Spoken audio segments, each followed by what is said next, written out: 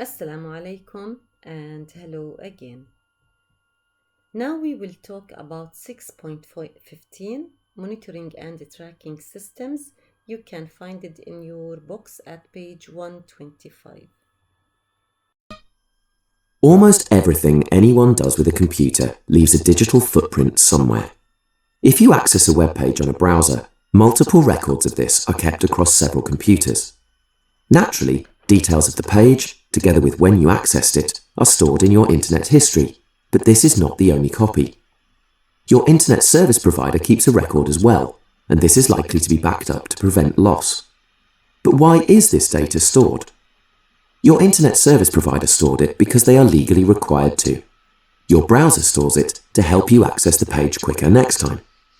This pod looks at the technology that monitors use of IT, as well as some of the reasons behind it. When you go online, it's not long before you see a message notifying you that a particular website uses cookies. They notify you because there's a law that says they have to. So what's a cookie?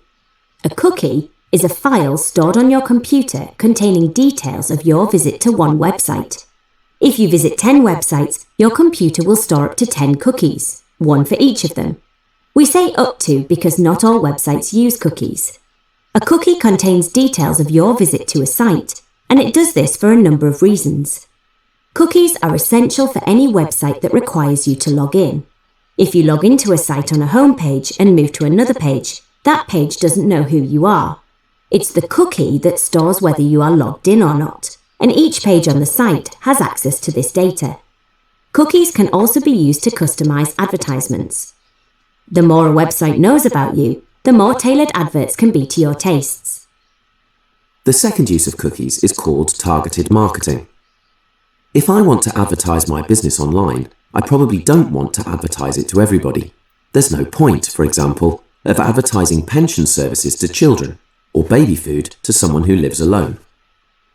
Since advertising costs my business money, I only want to spend it advertising to people who might buy my product. Cookies help a little here, as they can track a person's browsing or shopping habits. More useful still is the data held by social media companies such as Facebook. These companies know your gender, your age, your geographic location, and through your likes, products that might interest you. This allows advertising to be tailored to individual users. Another tool available is identifying the current location of a user. If a browser asks if it can access your location and you say yes, expect to see adverts for local services. A company might wish to track the computer-related activity of its employees while they are on site or using a company laptop at home. As well as storing the browsing history of such employees, key logging is also used. This stores the sequence of every single key used by an employee on their computer. This data can be used to identify employees wasting company time, as well as those potentially breaking the law by stealing company data. Not all use of key logging technology is legal, though. The same software can be used by hackers to harvest usernames, passwords, and credit card numbers. Now, 6.15 monitoring and tracking systems. We have some reasons why to track some people. Now, maybe this person may be an offender who is released from a prison on the understanding that their whereabouts is known at all the times.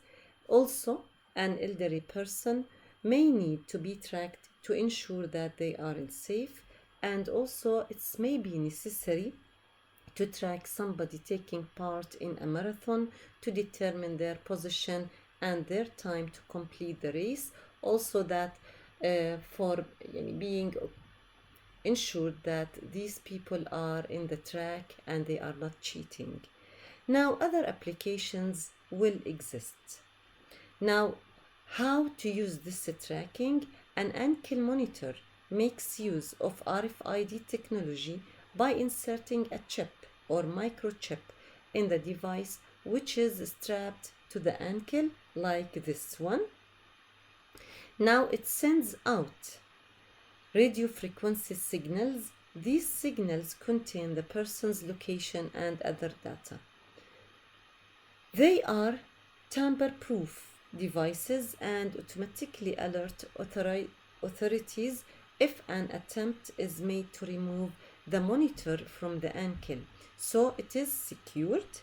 Now the monitor sends out RF, which is the radio frequency signals, which are picked up by a device in the person's home. This unit uses either landline or mobile phone networks to relay on the information back to the computer in the control room. If the person is not at home at an agreed time, an alert is sent to the control room. So this is especially for the person who's getting out from the prison, or also for the elderly person. Now GPS is used for monitoring and used so that the person can be tracked outside their home. This allows the exact location of the person to be known at all the times. So the GPS system works by sending signals to the mobile phone, which the person must carry with them at all the time. Also, CCTV cameras are used to monitor people in the streets and shopping malls in case of a crime or any suspect activity. So we can use the ankle monitor, the GPS, or the CCTV. It's according to the suitability of each one in each case. Now, cookies and key loggings, these will be discussed in chapter 8, so we will not talk about them now. Now 6.15 for employee call monitors. You are maybe surprised that some organizations are monitoring and let's say are supervising the calling of their employees. So it allows managers to listen in to their employees' telephone calls for the following reasons. Why? To improve the employees' performance for the call center. As you know that when you are calling some call center for some complaints or just questions, they are telling you that this call will be recorded for the improving the performance. Allows the manager or the supervisor to join in the call where it is necessary. Also can be used as training tool. It allows a company who are concerned about security to monitor all calls. Also, if the workforce moved around, it can be used to make sure that they are correctly represent the company whilst out of the office. Now, there are 3 types of call monitoring: the monitor, the whisper, and also the bug. This allows the manager or the supervisor to listen in on the call. The whispering or the whisper, this allows the manager to speak to employees to help them with the call, just as an assistant. And also the last one allows the manager or the supervisor to be heard by both the employee and the other person on the call. So it will be like a meeting between 3 people.